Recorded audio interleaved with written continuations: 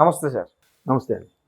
అయితే ఆంధ్రప్రదేశ్ సీఎం జగన్మోహన్ రెడ్డి గారిని corona virus కన్నా చాలా డేంజర్ అయిన పర్సన్ అని చెప్పేసి చాలామంది రాజకీయ విశ్లేషకులు కానీ, కొంతమంది రాజకీయ నాయకులు కానీ తీవ్రంగా విమర్శిస్తున్నారు. అలాగే ముఖ్యంగా అతని పార్టీ నుంచి బయటకు వచ్చిన వాళ్ళు కూడా అదే విధంగా అతన్ని విమర్శిస్తున్నారు. సో ఒక రకంగా దీని గురించి అసలు ఏం మాట్లాడుకోవాలంటారు? అంటే ఇంకెవరో కాదు, స్వయాన ఆమె అతని సిస్టర్ వైఎస్ షర్మిల గారు ఈ స్టేట్మెంట్ ఇచ్చారు. అంటే మూకుమ్మడి దాడి జరుగుతుంది ఆవిడ మీద ఒక విధంగా. అంటే అంటే రాజకీయాన్ని రాజకీయంగా చూడాలి, బంధుత్వం బంధుత్వమే, శత్రుత్వం అంటే శత్రుత్వం అట్లాగే చూడాలి ఇప్పుడు కూడా. దాన్ని మరీ పర్సనల్గా తీసేసుకొని ఎప్పటికీ మనమే ఉంటాము, మనమే రాజుల్లాగా రాజ్యాలను ఏలుతాము అని అనేది ఆ రాజరిక రోజులు పోయాయి. ప్రజాస్వామ్యం ఉంది ఇప్పుడు. ఈ ప్రజాస్వామ్యంలో రాజు బంటు అవ్వచ్చు, బంటు రాజు అవ్వచ్చు. ఒక టీ షాప్ నడిపేవాడు ప్రధానమంత్రి అయ్యాడు, ఒక చెప్పులు కుట్టేవాడు అమెరికా ప్రెసిడెంట్ అయ్యాడు, కుప్పులు కుట్టేవాడు కొడుకు. అంటే ఏదైనా సాధ్యం కదా. అంతేగాని నేనే ఎంపరర్గా ఎప్పటికీ ఉండిపోతానని అనుకోవడం అనేది అది భ్రమ. ఇకపోతే రాజకీయాల్లో శాశ్వత శత్రుత్వం ఉండదు, శాశ్వత మిత్రుత్వం ఉండదు. అది బంధాలు బంధుత్వాల్లో కూడా ఎక్కడైనా సరే. ఎట్లా ఒకప్పుడు డబ్బు మనీ గురించి మాట్లాడితే మనీ విషయం వచ్చేసరికి తమ్ముడు పేకాటే అంటారు ఎవరైనా కదా. సో రాజకీయాల్లో కూడా అదే నడుస్తుంది. ఒకే ఇంట్లో అన్న ఒక పార్టీ అయితే తమ్ముడు ఒక పార్టీ, అన్న ఒక పార్టీ అయితే చెల్లి ఒక పార్టీ, తండ్రి ఒక పార్టీ అయితే కొడుకు ఒక పార్టీ, మామ ఒక పార్టీ అయితే అల్లుడు ఒక పార్టీ, ఇలా చాలా చూస్తున్నాం. వాళ్ళు పార్టీల పరంగా దూషించుకోవాలి తప్ప వ్యక్తిగతంగా వెళ్ళిపోకూడదు ఎవరు కూడా. అది మంచిది కాదు.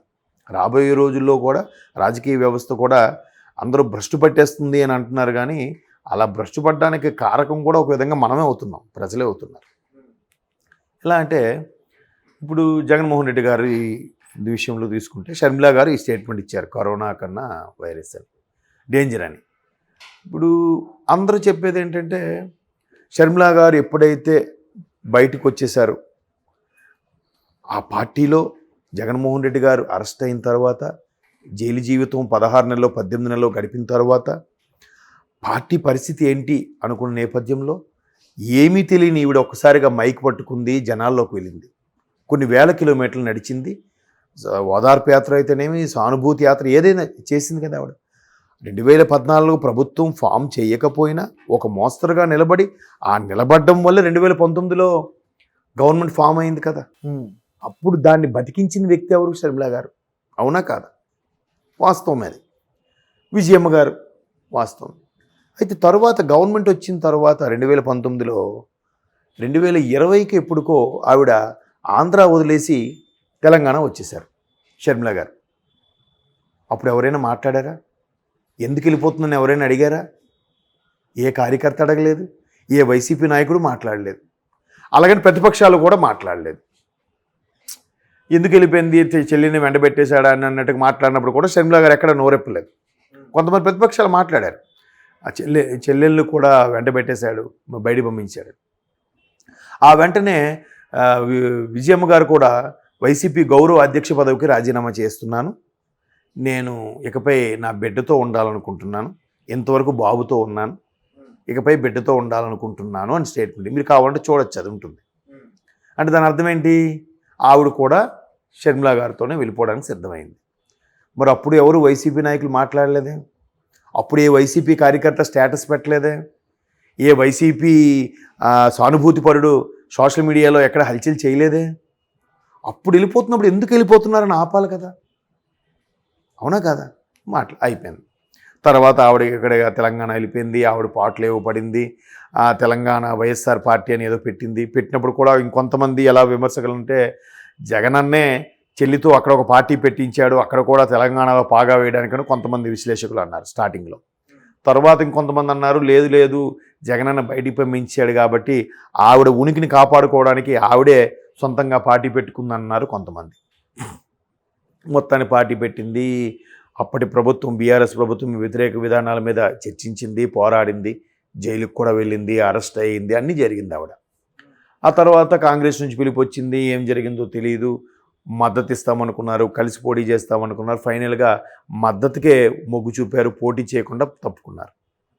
అది అయిపోయిన తర్వాత కాంగ్రెస్ గవర్నమెంట్ ఫామ్ అయింది తెలంగాణలో.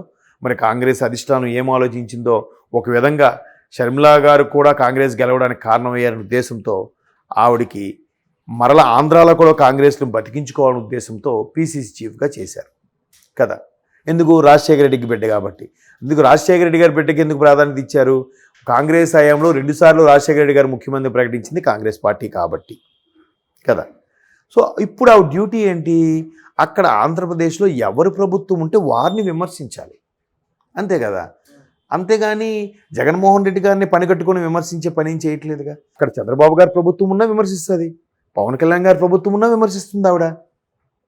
దాన్ని వైసీపీ వాళ్ళు జీర్ణించుకోలేక ఇంకా ఆవిడ్ని మురుసుపల్లి షర్మిలా శాస్త్రి అని, మురుసుపల్లి షర్మిలా గారని, వైఎస్ షర్మిలా కానే కాదని రకరకాలుగా విమర్శిస్తున్నారు.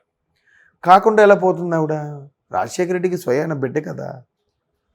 ఇప్పుడు భర్తింటి పేరు వస్తే వచ్చు, కానీ సర్టిఫికెట్లు అన్నింటిలో వైఎస్ షర్మిలానే ఉంటుంది కదా.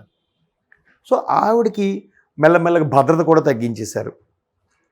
నాకు భద్రత తగ్గించింది, నాకు ఏమైనా జరిగితే ప్రభుత్వం అందే పూచి అన్నట్టు కూడా మాట్లాడింది. ఆవిడ మీద చాలా విమర్శలు చేస్తున్నారు, వ్యక్తిగత విమర్శలు కూడా చేస్తున్నారు. కాబట్టి ఆవిడ వ్యక్తిగత చేయట్లే, ప్రభుత్వ పరంగా చేస్తుంది. ఆవిడ ఏమంటుంది? ప్రభుత్వ వైఫల్యాల గురించి ఎండగడుతుంది. బీజేపీకి మీరు అమ్ముడుపోయారు, అందుకే మీరు స్పెషల్ స్టేటస్ ఏం తెప్పించుకోలేకపోయారు. బీజేపీకి మీరు బానిసలుగా ఉన్నారు, అందుకే పోలవరం ఇంతవరకు పూర్తి చేయలేకపోయారు. ఆ మంత్రులు ఉన్నారు 1%, 0.5% అన్నారు. 2020 డిసెంబర్కి అయిపోద్ది అన్నారు. ఏది 23 డిసెంబర్ కూడా అయిపోయిందిగా. ఎక్కడ ఏం మాట్లాడారు మరి? ఇలా ఇన్ని విమర్శలతో విమర్శిస్తుంది ఆవిడ, అంతేగాని వ్యక్తిగతంగా పోవట్లేదుగా. జగన్మోహన్ రెడ్డి మీద ఇన్ని కేసులు ఉన్నాయి. ఆ రోజు నాకు ఆయన అరెస్ట్ అయ్యి జైలుకి వెళితే నన్ను ఎవరెవరు పాదయాత్ర చేయమన్నారో కావాలంటే పిలిపించి మాట్లాడండి అని అంటుంది తప్ప, అరెస్ట్ అయిపోయాడు, ఆయన మీద ఇన్ని కేసులు ఉన్నాయి, ఈడీ ఇన్ని జప్తు చేసిందని ఆవిడ ఎక్కడ మాట్లాడట్లే, వ్యక్తిగతంగా మాట్లాడట్లే. కేవలం మీరు 2014లో ఆంధ్ర విడిపోయిన తర్వాత చంద్రబాబు గారికి 5 ఏళ్ళు అవకాశం ఇచ్చారు, జగన్మోహన్ రెడ్డి గారికి 5 ఏళ్ళు అవకాశం ఇచ్చారు. ఈసారి మా ప్రభుత్వానికి ఇవ్వండి, మా కాంగ్రెస్కి ఇవ్వండి అని అడుగుతుంది. అందరు పాత కాంగ్రెస్ నాయకులందరూ కలుపుకుపోతుంది, ప్రభుత్వం ఫామ్ చేయాలని ప్రయత్నిస్తుంది, అట్లీస్ట్ ఓటింగ్ పర్సంటేజ్ని పెరగడానికైనా చూస్తుంది. ఓకే కదా, ఏమ రైట్? అలా చేస్తున్నప్పుడు ఆవిడని ఇంకా టార్గెట్ చేసి ఆవిడని కింద టీంతో గట్టిగా ఆవిడకి నానా మాటలు అనిపిస్తే బాధతో ఆవిడ మాట అనుండొచ్చు, కరోనా కన్నా డేంజర్ అన్నట్టు. ఎంతకుముందు ఇప్పుడు పార్టీల్లో ఉన్నప్పుడు జనరల్గా ఆఫీసులోనే తండ్రి కూతురు పనిచేసినప్పుడు, కూతురు ఆఫీసర్గా ఉన్నప్పుడు, తండ్రి ఆవిడ కింద అసిస్టెంట్గా ఉన్నప్పుడు ఆఫీసులో అందరి ముందు పేరు పెట్టే పిల్లాలి. రాజకీయాల్లో కూడా ఆవిడ పేరు పెట్టి జగన్ రెడ్డి గారని అంది. జగన్ రెడ్డి అంటే మళ్ళీ అందరూ ఫీల్ అయిపోయారు, అన్నయ్యని పట్టుకుని పేరు పెట్టి పిలుస్తుందని. ఇంక పాపం అప్పటి నుంచి మరి నేను ఎలా పిలవాలి? వేదికను సభా గౌరవం ఒకటి ఉంటుంది కదా, సభా మర్యాద అని ఒకటి ఉంటుంది కదా. ఆ మర్యాదలో ఉన్నప్పుడు మీరున్నారు, మీరు నాకు వయసులో చిన్నవాళ్ళే, బయట కలుసుకున్నప్పుడు ఏం తేజ అని మాట్లాడతాం. కాబట్టి సభకు వచ్చేసరికి తేజ గారు నమస్కారం అండి, బాగున్నారని మాట్లాడాలి, అది సభ మర్యాద. అలాగే జగన్ రెడ్డి అంది ఆవిడ, దానికి కూడా వైసీపీ బ్యాచ్ వాళ్ళు విమర్శించారు. ఇంక అప్పటి నుంచి ఏమంటుంది? జగనన్న గారి ప్రభుత్వమే మాట్లాడుతుంది. రాజకీయాలకు వచ్చాక అన్న తమ్ముడు ఉండదు ఇంకా కదా. అలా విమర్శించాక ఇలా అన్నారు. ఆయన కూడా చక్కగా తెలివిగా జగన్మోహన్ రెడ్డి గారు షర్మిలా గురించి ఎక్కడ ఏం మాట్లాడట్లేదు, కింద బ్యాచ్తో మాట్లాడిస్తున్నారని ఎందుకు అంటున్నారంటే, మరి వాళ్ళు మాట్లాడుతాం నేను ఖండించాలిగా.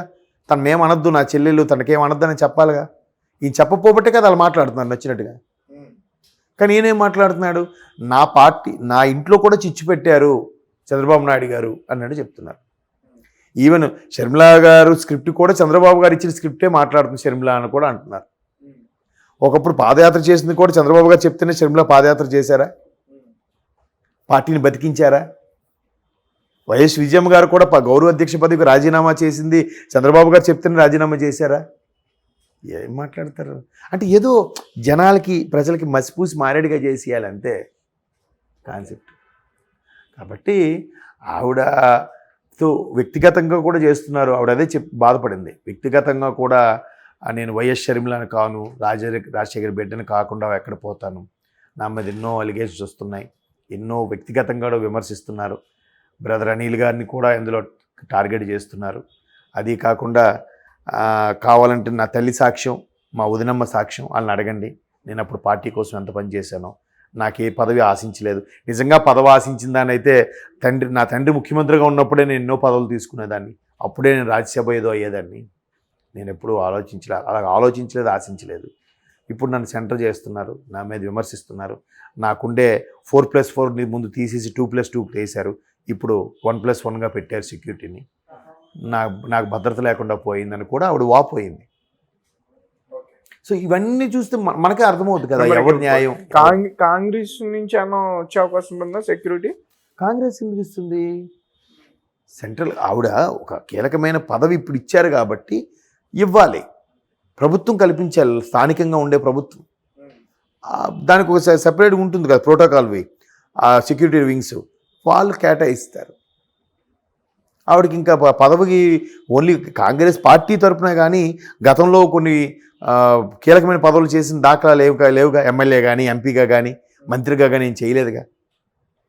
కాబట్టి అలా ఉంటే అప్పుడు గట్టిగా ఫైట్ చేసి ఇప్పించడానికి ఛాన్సెస్ ఉంటాయి. ప్రస్తుతానికి పీసీసీ చీఫ్గా ఉంది కాబట్టి ఆ మాత్రమైన సెక్యూరిటీ ఇస్తున్నారు. దాన్ని తగ్గించేశారు ఇప్పుడు వీళ్ళు.